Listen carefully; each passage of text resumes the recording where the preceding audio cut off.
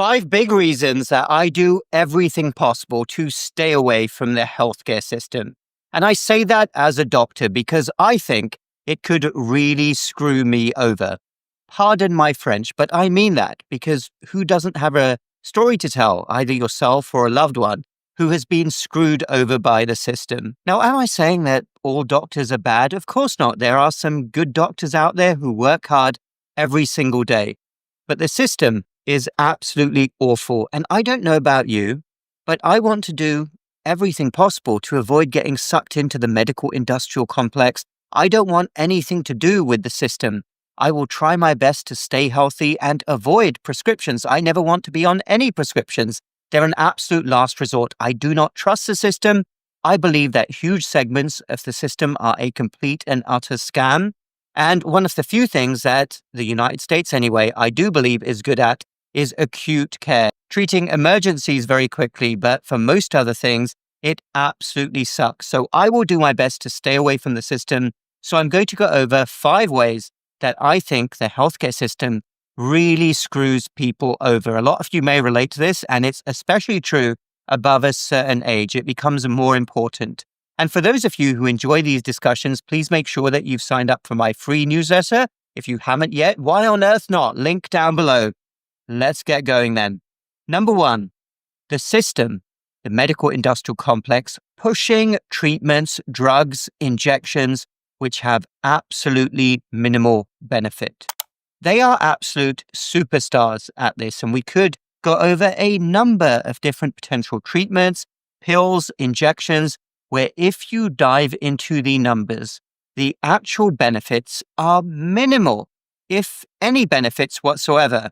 And the medical industrial complex is very good at playing a statistical game. I've talked many times before about statistical concepts like number needed to treat and absolute risk reduction. But those particular concepts, if people actually dive in to the benefits, and I can think of many drugs, statins come to mind. I can think of certain injections which are pushed with absolutely astronomically high numbers needed to treat, which means that you need to treat hundreds of people to attain a tiny benefit.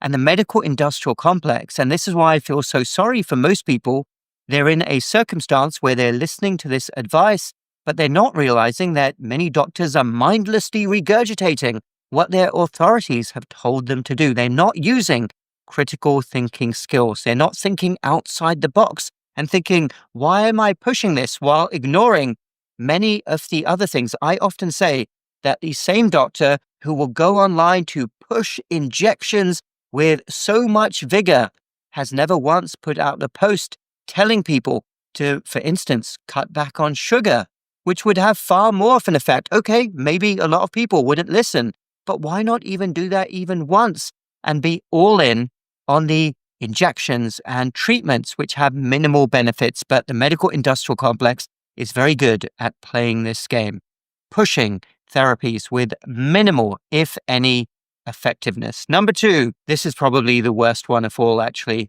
won't be there for you in your hour of need. And it's so very sad. Everybody has a story to tell, where the system, which is there, sending people text messages all the time to come in and say, take a shot or get this screening or that screening in your actual hour of need, having paid into the system for your whole life, isn't there for you.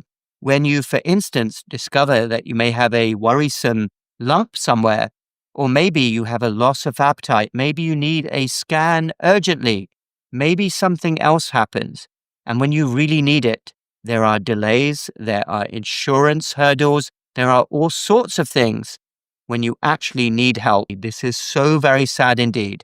I hope it never happens to you or a loved one.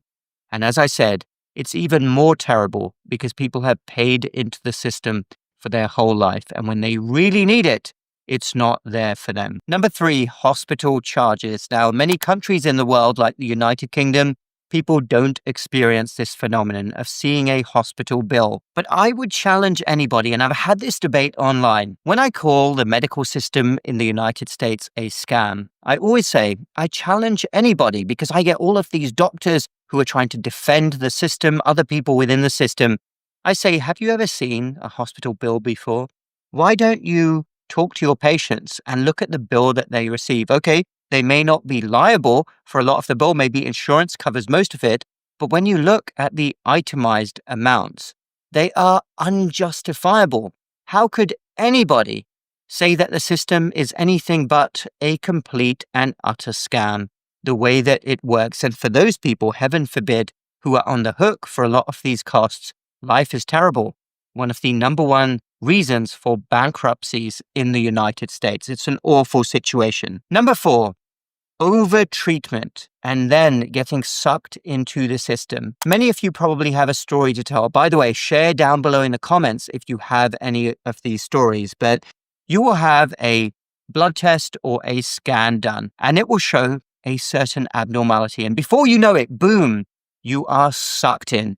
You have to have another test. You have to have another scan. And I'm not saying that these are never indicated, but the amount that these are done in the United States is ridiculous, far beyond the level in most other countries. This practice of safetyism, doing something just in case, will repeat a scan. I know that medico-legal issues come into it. We live in a very litigious society, but surely there is a middle ground. I've seen this happen so many times. I've experienced it with family members when something that really is nothing at all means that somebody is sucked into the medical industrial complex, maybe for weeks or months, and of course, costs come into it as well. Number 5, hospital admission. Now, hospitals are very busy places.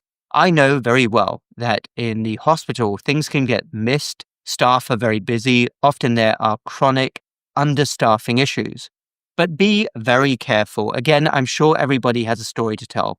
Right from the moment that you're admitted to hospital, make sure that nobody is dropping the ball. This is why you need a good, strong advocate at the bedside. Make sure the medications are clear, the dosages are clear. Make sure that team members are communicating with each other. You haven't got too many cooks in the kitchen syndrome. That's what I call it. When there are different specialists involved and patients and families are getting different messages, there's no captain of the ship. Usually, the captain of the ship will be the general medical doctor trying to balance everything and put forward a unified message as to what the plan is. But communication breakdown is very important. Then we have the food in most hospitals, which is absolutely atrocious. I often say that most patients have been fed more sugar by the early afternoon than I would eat in a couple of days. Of course, when people are in the hospital, they should be eating good food that promotes healing, not processed muffins, sugary cereal, sodas. It's absolutely outrageous what goes on with hospital food. Personally, if I was ever in the hospital, I've said this before, I would not touch any hospital food. I would insist that my loved one brings in all my meals and all of my drinks. I'm that serious about how terrible hospital food is. I mean, most hospitals out there have contracts with companies like Coca-Cola. I mean, what on earth are we doing? This is a complete blind spot of the medical profession.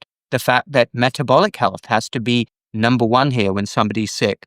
I could talk for hours about that. Then we have sinking in bed syndrome. A person, usually somebody over the age of 65, comes in with an illness and then they will barely move because there are not enough physical therapy staff, mobility aids, nurses are really stretched, and they will get deconditioned. They'll end up in a rehabilitation facility and then, heaven forbid, get another complication. And then somebody who was very independent before they entered the hospital ends up tragically losing their independence forever. It's not uncommon. So all of these things to be careful of. And of course, you want a clear discharge plan.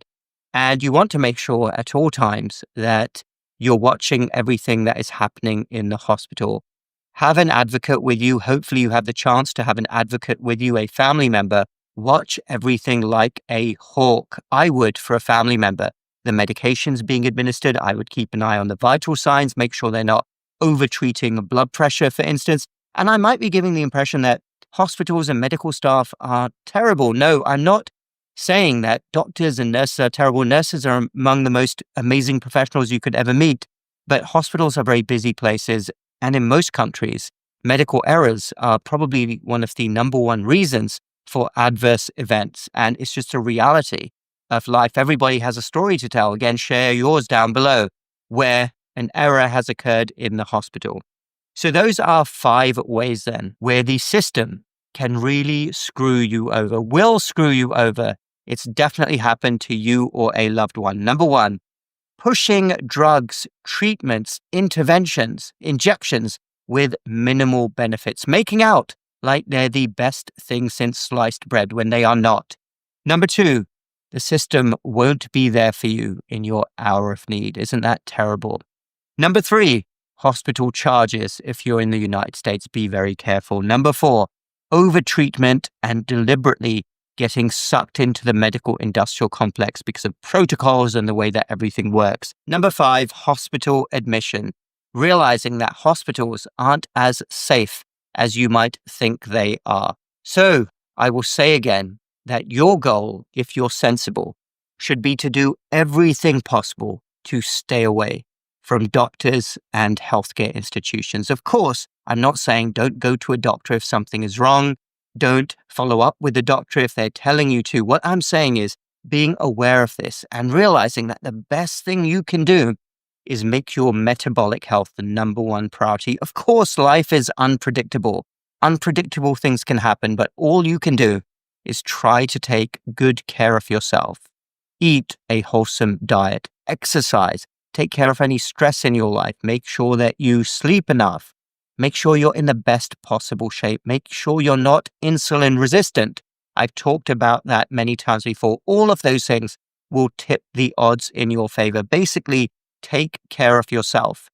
And if and when the day arises that you need doctors, you need hospitals, go into it with your eyes wide open. Understand that there are many drawbacks within the system. There are a lot of conflicts of interest. There are a lot of other things going on.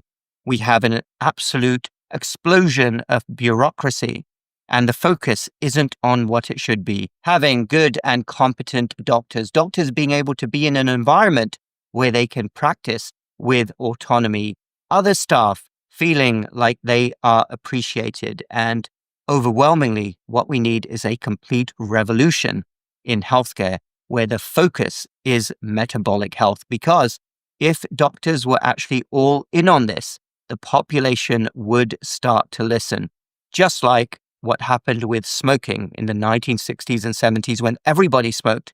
As soon as the medical profession went all in and said, no, you can't smoke, you've got to take better care of yourself, people started to listen. Look what happened during the lockdowns. Entire nations locked down, in my opinion, for no reason whatsoever.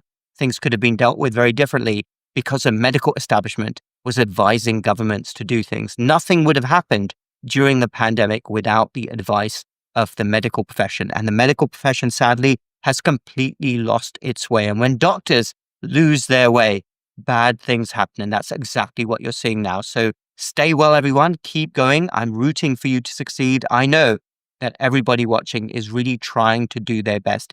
Again, I will say the message of this video is not to stay away if something is wrong. It's not to not take good care of yourself. It is simply to be aware that we have an awful system. Thank you, everybody, for watching.